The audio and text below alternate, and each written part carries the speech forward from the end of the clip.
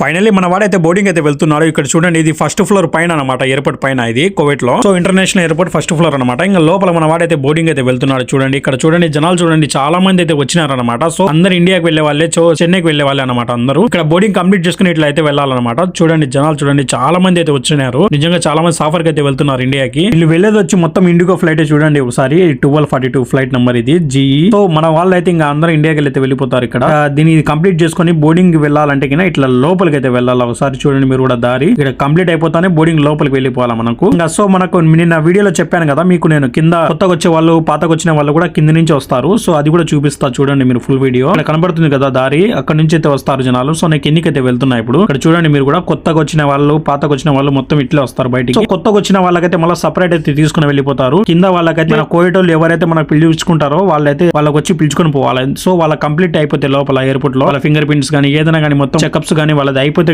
కొత్తగా వచ్చిన వాళ్ళకి ఇక్కడ వెయిటింగ్ హాల్ అయితే కూర్చోబెడతారు. కోవిడ్ వాళ్ళు కానీ మనకు వీసా తీసిన వాళ్ళు కానీ వాళ్ళు వచ్చేంత వరకు ఎవరు బయటికి పంపరు అనమాట. సో చూడండి, ఇక్కడ కోవిడ్ వాళ్ళు వచ్చి పిలుచుకొని పోతున్నారు. సో వాళ్ళకైతే ఇంకా ఇక్కడ తీసుకొని వెళ్తారు అనమాట. వాళ్ళ బతాగా చూపెట్టి డబ్బులు కట్టి అయితే వెళ్ళిపోతారు. సో ఈ వీడియో మీకు నచ్చినట్టయితే please like and share and subscribe అయితే చేసుకుని. Thank you so much for watching. Bye.